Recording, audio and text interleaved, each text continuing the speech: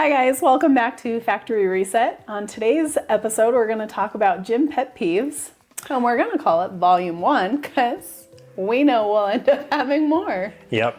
And when we thought about this topic, actually, we were like, we should go over gym pet peeves, things that bother us in the gym, things that we run into, make it a little bit more of a lighthearted conversation, since our last video was on the scam of self-defense, and it was kind of a serious one.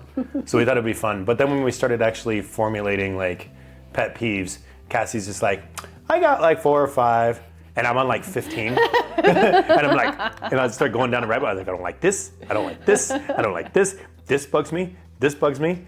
So we figured an intelligent way of doing it was calling it Volume 1, because it leaves an opening for Volume 2, Volume 3, more. Volume 5, and as we grow into this.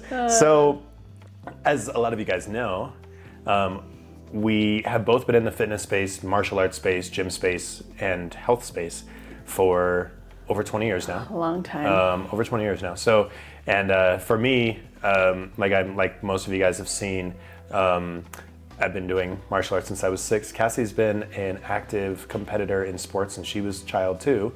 And going into owning our own gyms together, or owning our own gym. Cassie managed a CrossFit gym for a while, and we both do fitness all the time. So we have an accumulation of gym pet peeves and in my case, it's from both just the environment in the gym to a coaching position or perspective to a business owner perspective. I don't know if yours is similar to that. No, mine is just stuff to quit doing because I want to punch you in the throat.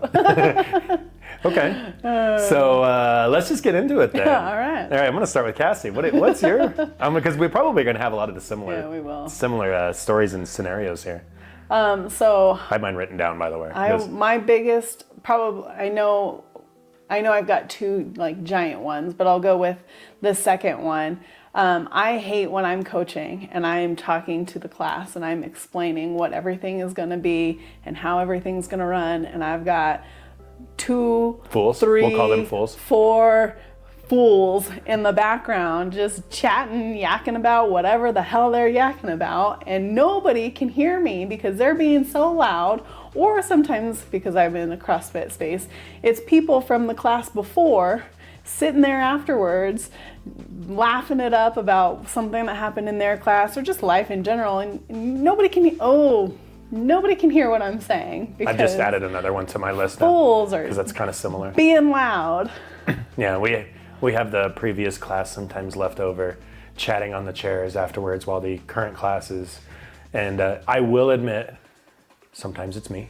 Sometimes it's me. Oh no. And then I'm like, it's things that you want, right? Like you want people to hang out and you want people to have the friendship and you want but just, could you be a little quieter? Yeah, can you shut up? I feel like Chandler Bing right now. Could you be any louder? Yeah, right. Yeah, right. So, yeah, right. It's kind of disrespectful, but it's also you're trying to lead a class and it's disrupting you. You're losing your momentum. You're losing your energy. Most people, if you've ever coached anything in your life or led like meetings at work or anything like that, it's a performance. Or anybody who does it well, I should say, anybody who does it well. You're doing a performance because you have to keep them engaged. You have to keep the energy high. You have to keep the content, whatever you're spewing out. I'll oftentimes throw jokes out there. I told the guys yesterday in class that even though throwing hard looks good and may give some of the ladies to DM you afterwards, but but don't do that because we're trying to learn a skill here, and you're not trying to just make your next Instagram highlight reel for the ladies. So I'll throw things in there like that, just lighthearted jokes and whatever. But for the most part, you want everybody to be able to focus on you, and when there's conversations going on in the background, things can be kind of difficult. So, but if that was number 2, what's number 1? No, it's your turn to go. Okay, all right. My turn. I was actually, you got me really interested. You leave me on a cliffhanger. It's like, well, I'm going to go with number 2. And I'm like, number 1? What is number 1? All right, so my number 1, and like I said, I have a list, right? I had to make a list because you went down a rabbit hole. I did. I went down my own rabbit hole of my own making, and I have a list. And I'm like trying to pick up like, ooh, is the best one. Athletes who are uncoachable. They come in specifically. I've mostly had this in men, but I do have it occasionally in the women. And you tell them to do something, and they have any and every reason on why that won't work for them. Yep. And it's like, oh well, do the technique like this. Oh well, it doesn't really work for me when I do that. Maybe my body type's different. Maybe like I'm just not strong enough to do that. I'm like, I'm going through the technique right now. Like, just do it how I told you to do it. And if you can't do it, let me help you figure out a way to do it. This is what I'm here for. Yeah. Don't just like, that doesn't work for me, so I don't do it anymore. It's like, oh my God. Yeah. So that's also in my realm, my space. It's either somebody that comes in with really big ego and they don't care. They're gonna do it their way. You're gonna lift all the weights. Yeah. Or it's somebody on the opposite side that is so unconfident that they're like, no, I can't do that. And I'm like, but you didn't even try. Like, how do you know you can't do it? Like, we have so many ways for you to be able to do this. Like, just try one of them. Yeah.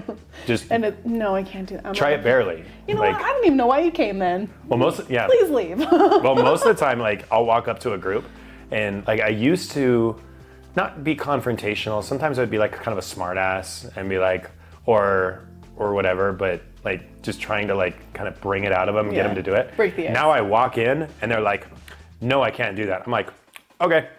And I walk off. I'm like, cool, gonna go listen, for somebody else. I have 30 other people in this class that are trying to be better at this.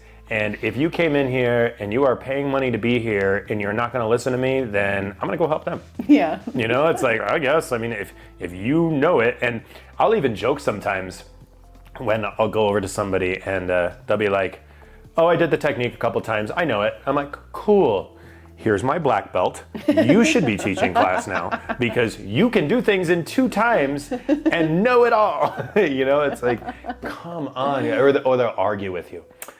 Does this actually work?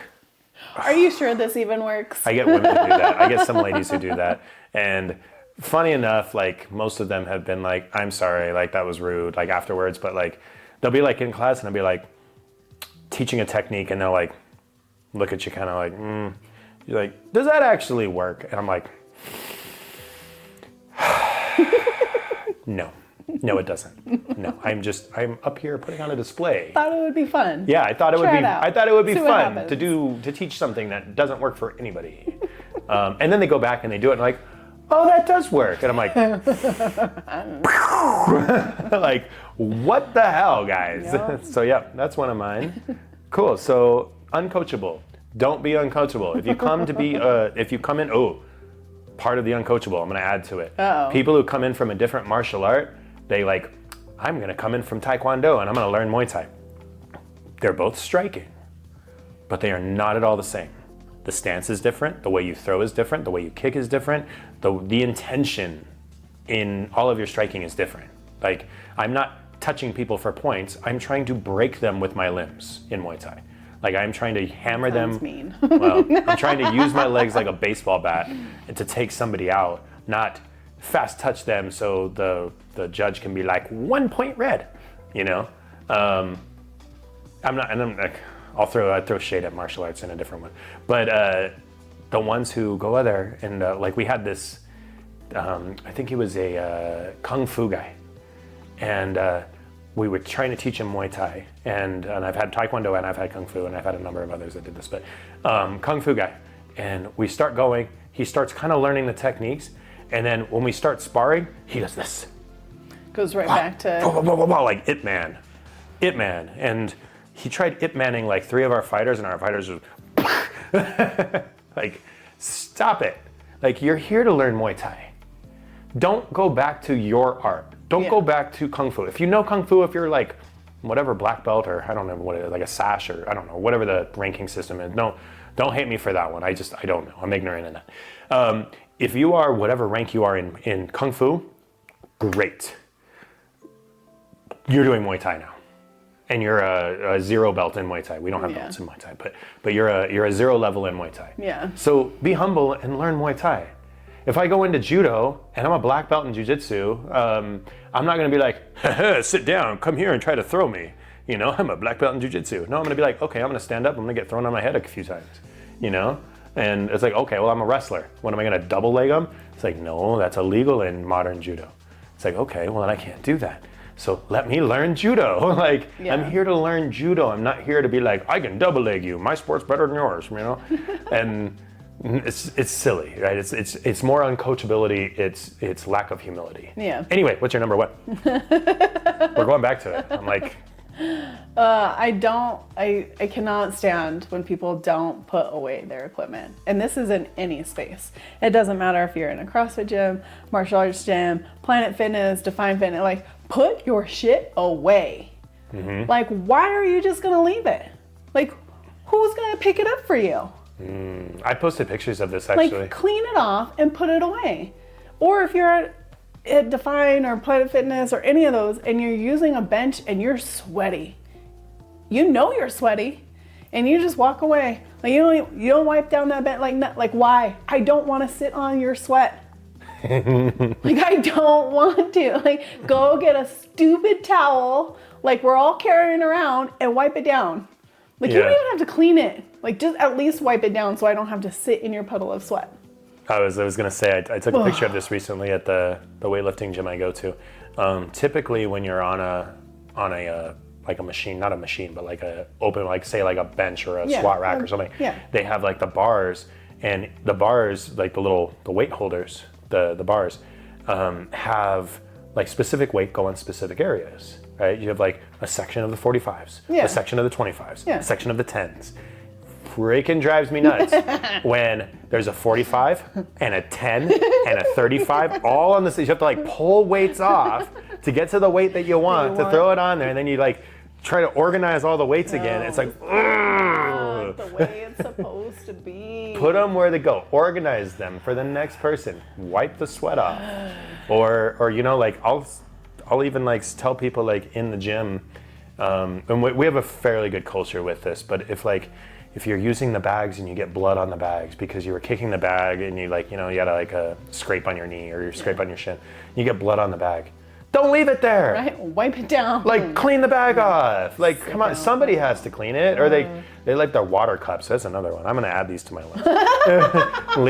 His list is growing as we're having this conversation. Like, one of us has to clean the gym, and granted, right now I actually hire somebody, but for the last 8 or 9 years, I did it. Yeah. And even the cleaning guy comes to me sometimes and he's just like, oh, they just leave stuff. And I'm like, now, that's what I deal with. He goes, oh, I can't believe they do this. And the kids, they eat over here and they leave all the crumbs. And so you get ants and you get cockroaches, and like, he's always mad. And I'm like, and I'm, you know, compensating him for this stuff. And he gets mad. And he's just like, and then just leave stuff everywhere. And I'm like, I know. Yeah. Like, I know. Toilet paper on the floor, cups, water cups everywhere. Like, I started buying these stupid tiny little cups because I didn't want people to drink with our water cups. I wanted people to bring their water bottles and be responsible and like have a water bottle. But we have cups, obviously, if anybody needs them, if they forget their water bottle. But then you start handing them out cups and people just like casually forget their water bottle and start using the cups, and then cups are everywhere. Leaving the cups and they everywhere. stuff them in places. It's like, why? Like, there's a trash can right there. You can't even just leave it on a counter. You're like, I'm going to crumble it up and I'm going to throw it behind the bench. Or there's a little kind of like crack in the wall. Like, why? Why? It's like unnecessary. I know. Just like... He's going to have to decompress after this. I'm going to have to decompress. I got a lot of them. I got so many of them. Anyway, was that you or was that me that just did that? That was me. Oh, okay. Put your shit away. Some of yours are triggering mine.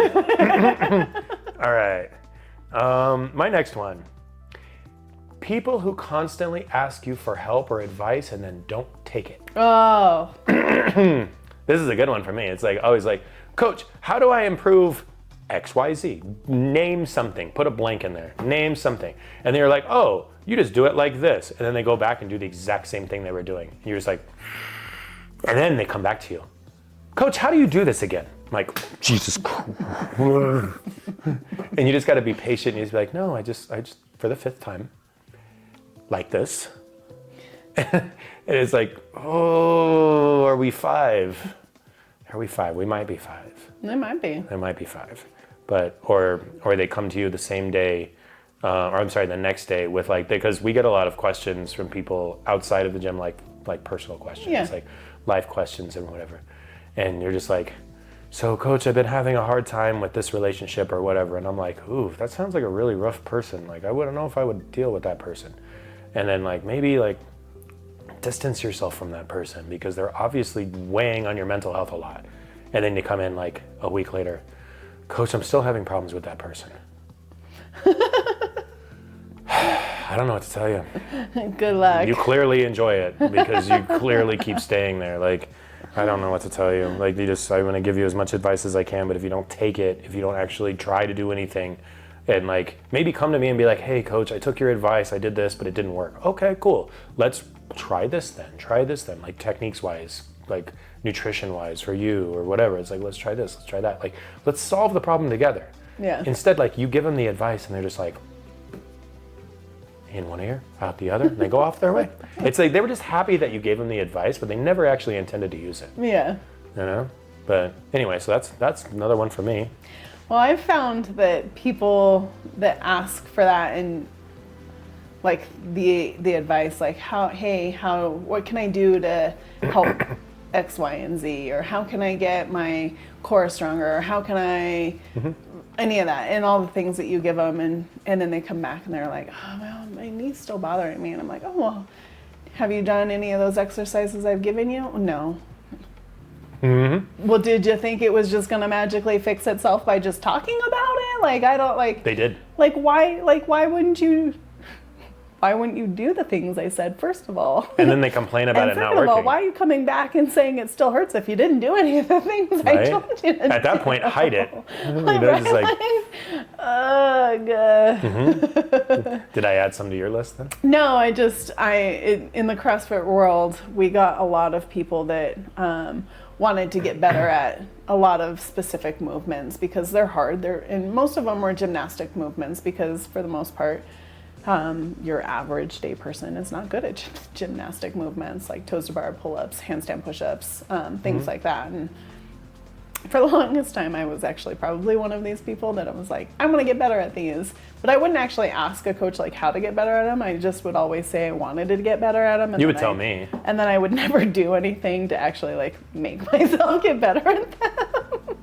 But I at least didn't waste my coach's time with, hey, help me with this, and then never do any of the things. I just always would be like, Or I just don't never leave your understand comfort zone.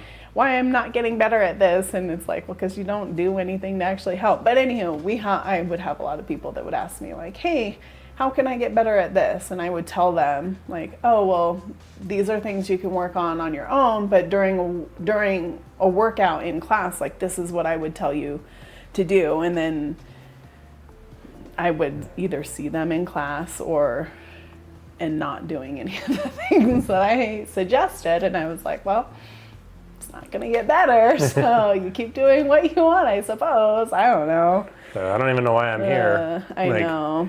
So my next one, wait, was it my turn? I was just piggybacking off of yours, but something that annoys, I can assume, and I know it will annoy everybody, but is being late. Like, especially when you're in a class. It doesn't annoy me that much. Really? The reason I think that it annoys me the most is because like, and I typically will wait when I was coaching, I would wait probably about 5 minutes before I would gather everybody and be like, this is what we're doing. This is like how class is gonna go. Cassie's an authoritarian coach. But it's frustrating when you gather everybody around and you're like, cool, so this is the workout for today. And this is how we're gonna tackle everything. And you get done and somebody else walks in and they're like, hey, coach, sorry I'm late. So what are we doing? I'm like, I just told everybody what we're doing. I don't want to have to repeat myself because now I can't lead them into what I have planned. I have to now explain one-on-one to you and then lead everybody. Like 5 minutes is not bad. Anything past 5 minutes, I want to throat punch you. Like, you're just pissing me off now. Throat punching. They just walk in, fall down. Throat punching is what I resort to. just poor. If you ever go to Cassie's class and you're late, I would wear one of those neck guards. No, just don't be late. Just protect yourself. Protect your neck. What is that? That rap song? Protect your neck. You know? Yeah, just get one of those cuffs or whatever. No, so kind of piggybacking off of that, why it doesn't annoy me. So the reason it doesn't annoy me is, one, I'm not a Nazi strict authoritarian. I'm just kidding. But no, the reason it doesn't annoy me is because I don't give the class all of the instructions right at the beginning. Right? I'm sure if I did, it probably would annoy me. I'd be like, gotta do this again, gotta do this again. Yeah. Throughout martial arts classes, you have your warm-ups at the very beginning. I might have to re-break down a warm-up for somebody who's late. But the warm-ups are usually pretty quick, pretty easy. And then we go through first technique, spend about 10, 15 minutes. Second technique, 10, 15 minutes. Third technique, 10, 15 minutes. And then we close it out, right? And that's generally how we run it. So if you come in late, maybe you even miss warm-ups, like, cool, stretch yourself out over there. We'll get you in paired with somebody and we'll start the first technique, you know, whatever. But the other thing that the reason it doesn't bother me is because I understand coming from a job that was very demanding. I worked in a aerospace division in R&D, so we were there sometimes really late, sometimes really early. You were doing experiments all the time. Like, there was stuff, right? So if I came late, like, I almost always had a good reason. And when people come late to my class, like, when I know they have nothing going, like, I'm a day off and I just was being lazy today, yeah, that annoys me. Right? Like, okay. Like, but I have people who come in still in their suits, still in their work attire, running in their gym bag, rushing. Like, you could tell they like just that, got out of work. You have a little bit more stuck in traffic. Yeah, like, you have a little bit more leniency for those people, but I primarily coach. You still throw punch them, don't you? Well, no, but I primarily coach the 5:30 a.m. class. So most of those people aren't coming from work. They're coming to my class before they need to go to work. So they're just being late because their alarm didn't go off or they just didn't want to wake up. Oh, see, Cassie just made some of her authoritarianism diminish a little bit by having a reason. She wasn't just like, Mama got late picking up their kids because school kept them over late because certain child didn't do something, and then they come in and get throat punched. I coached the morning class, so if you were late, it was purely because you just were running behind. Okay, so no throat punches for them. So anyway, and this one's probably gonna bug a fair amount of people in a fair amount of different industries. Yeah. Parents who don't watch their kids work out, but just drop them off because they think we are babysitters. Drives me insane. I don't even teach the kids classes anymore. Like I used to. I taught the kids classes for years. But it still drives me nuts, especially the parents who come in and they ask, like this is day one, and they drop their kid off, and they're like, oh, I just signed my kid up. Do I have to stay? And I'm like, what? Do you not? Where are you going? You don't know me. Right? You don't know our gym. You don't know anybody in here. Like what do you mean? Do you have to stay? Like, and we had one kid who would come in Muay Thai. It was a kids Muay Thai class, which we just started that program not very long ago. And he would literally come in, put his kid in class, put on his headphones, like big old headphones, and be on his phone it didn't even look up. Like, his kid was so disruptive, would never focus, would just we would all have all the kids in a line, and his kids would be doing like spins and like falling down and laying on the ground and stuff. And we were like, I had to kick this kid out of class so many times because I could not get him to do anything. Yeah. Like, could not get him to listen, could not get him to execute the moves, couldn't get him to participate. And I'm like, okay, well, if you can't participate, and I'm like, first thing, I'm gonna be like, all right, knock out 20 push-ups then. Oh, we're gonna do sprints then. And the kid's just like, nah, I don't want to. And you're like, okay, then get off my mat. Go sit over there with your dad. Go away. And no, it was crazy because he would go over there and I would get him off the mat. He would go sit by his dad, and his dad would look at him and then just go back to what he was doing. And I'm like, what? What is happening? I've had parents who were just they would watch their kid be disruptive. I had one kid who flipped off his mom from the mat, and then his mom was like, And I was just like, get off. I told him, get off my mat. I don't tolerate disrespecting you. And he was just, the mom just sat him down there and just ignored him. And I'm like, well, that doesn't help anything. Like, and then they come to us and we're like, well, I'm bringing my child here because I want to teach my child discipline. And I'm like, well, guess what? I have your child for 1 hour. You have him for the other, 12 or 14 that he's awake. Like, maybe you should teach him discipline. Like, how am I supposed to teach him discipline in an hour when you go home and let them do whatever the hell they want? Like, I can teach them discipline in 1 hour, but you're not gonna reinforce it for the rest of the night? Like, listen, I'm paying you to teach my kid discipline. Oh my God! Like, I'm teaching Chop, you. chop. I am teaching you to correct all of my poor discipline habits in my child in 1 hour that I have them. In the 1 hour that I have them, it's like, well, I'm taking them to you like 2 or 3 times a week. Cool. We're going to add in all of the hours of the week and we're going to combine. Let's see what the ratio. Let's see if the ratio is any better. It's like, calm down. I get heated about this because then they blame us for it. And they're like, well, I'm going there and my kid's getting more confident, but they're still not listening to me. And I'm like, can you do something about that? I'm like,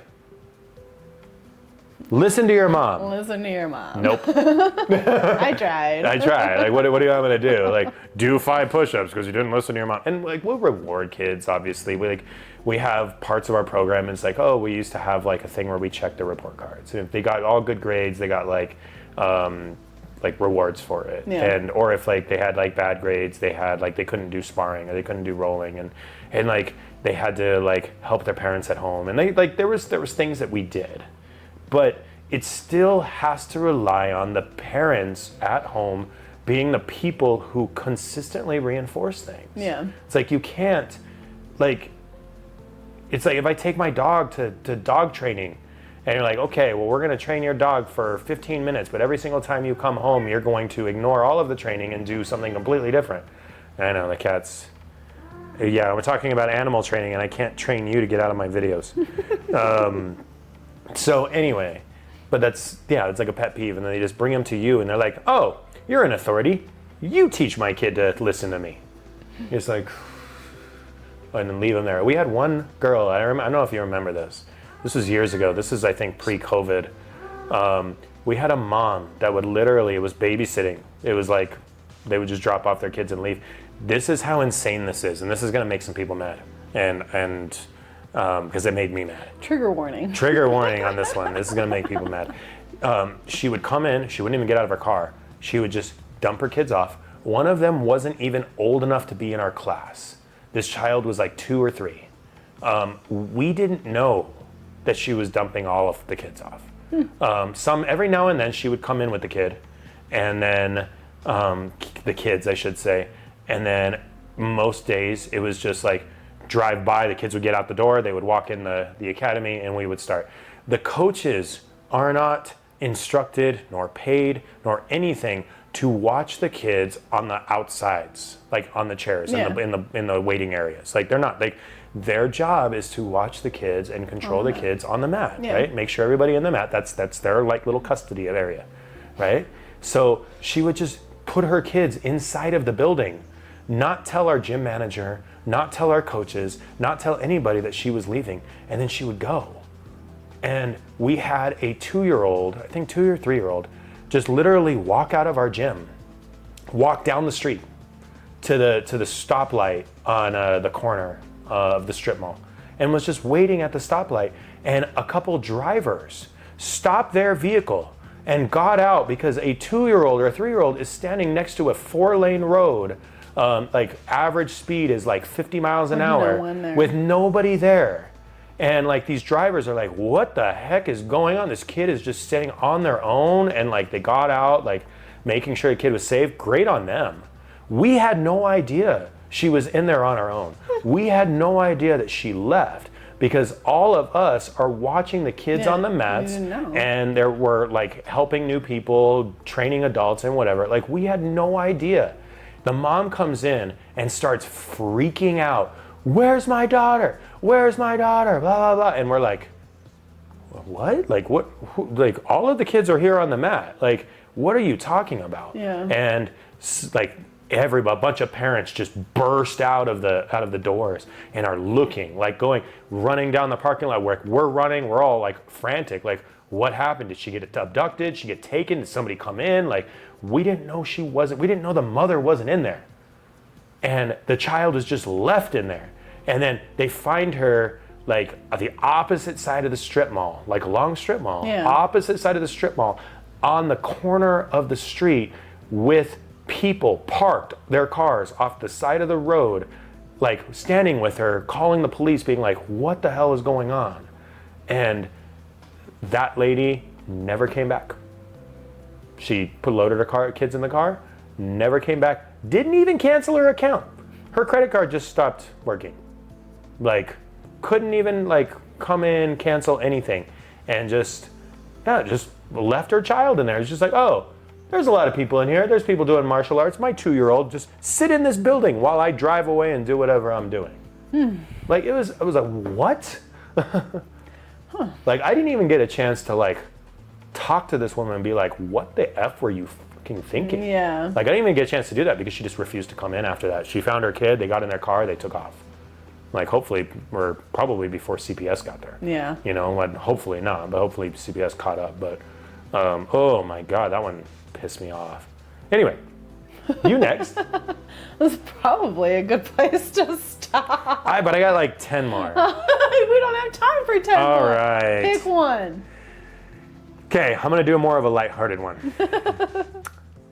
People with no sense of humor in the gym. No, sheesh. People, no, this is funny. This is one that actually surprisingly bugs me a little bit, because I try to make the gym and classes, like, you see how much we all talk shit to each other. Yeah. Like, us coaches, us fighters, like, we roast each other constantly, but it's fun. Like, we don't actually like mean it. I mean, I kind of mean it with Edgar a little bit, but most of us don't actually mean it.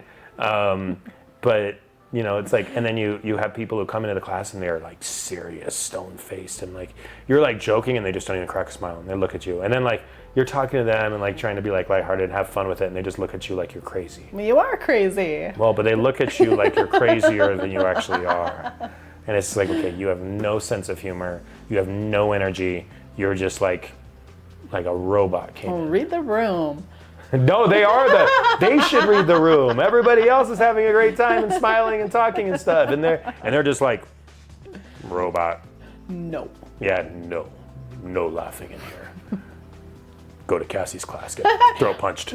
Listen, my class is fun as well. Yeah, everybody can't talk, they're holding their throats. Listen, no, nobody comes in late. Yeah, anymore. It only takes one. It only takes one time. You get throat punched and then it doesn't happen anymore. Yeah, it only takes once. So yeah, well, remember, this is Pet Peeves Volume 1. And if you have any pet peeves, put them in the comments. Yeah. Oh yeah, we would like to hear your pet peeves. So we can fuel Rick's rabbit hole of All of my, I have a anger. list. I have a whole list right now. Cassie is restricting me to only having like a few that I can share. We can't have like a 2-hour chat about. We might, then we won't need Volume 2 and 3 and 4. No, I'm sure you'll find more. I will find more. All right. Well, hope you guys enjoyed this one. Hope it was enjoyable for you, and we will see you guys in the next one. Bye. Bye.